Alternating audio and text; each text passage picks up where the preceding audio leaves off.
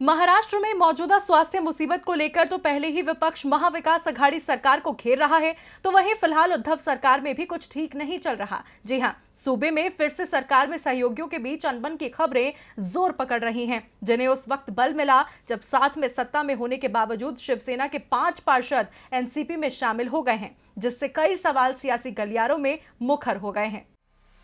महाराष्ट्र की महाविकास अघाड़ी सरकार में अनबन की खबरें पिछले साल नवंबर में सरकार बनने के बाद से अक्सर चर्चा में रही हैं।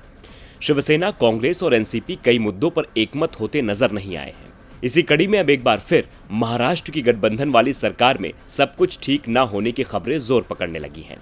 सूत्रों के मुताबिक शरद पवार की राष्ट्रवादी कांग्रेस पार्टी शिवसेना से नाराज है। इसके संकेत उस वक्त मिले जब साथ में सत्ता में होने के बावजूद शिवसेना के 5 पार्षद एनसीपी में शामिल हो गए, जिसके बाद से सवाल उठ रहे हैं कि क्या महाराष्ट्र सरकार में सब कुछ ठीक है, क्योंकि पिछले कुछ दिनों में कई ऐसे मामले सामने आए हैं जिसे लेकर एनसीपी खुश नजर नहीं आई और इसके बाद कुछ आदेशों को भी वापस लिया गया है। सरकार में साथ आने के बावजूद एनसीपी ने अहमदनगर जिले के शिवसेना के 5 पार्षदों को अपने पाले में ले लिया। पार्षदों को शामिल करते समय राज्य के उप मुख्यमंत्री अजीत पवार खुद मौजूद थे।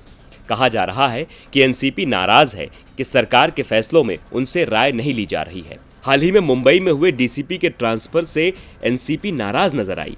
एनसीपी के सूत्रों के मुताबिक जब गृह मंत्रालय उनके खेमे में है तो फिर यह निर्णय उनसे पूछकर क्यों नहीं लिया गया, लिहाजा इस निर्णय को वापस लिया गया।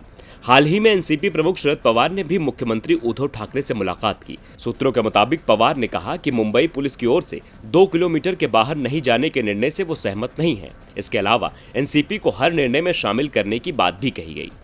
वहीं अब विपक्षी दल बीजेपी भी सरकार के बीच चल रहे मतभेद पर सवाल उठा रही है। आपको बता दें कि एनसीपी से पहले कांग्रेस भी महाविकास अघाड़ी में तवज्जो नहीं मिलने के कारण अपनी नाराजगी जाहिर कर चुकी है।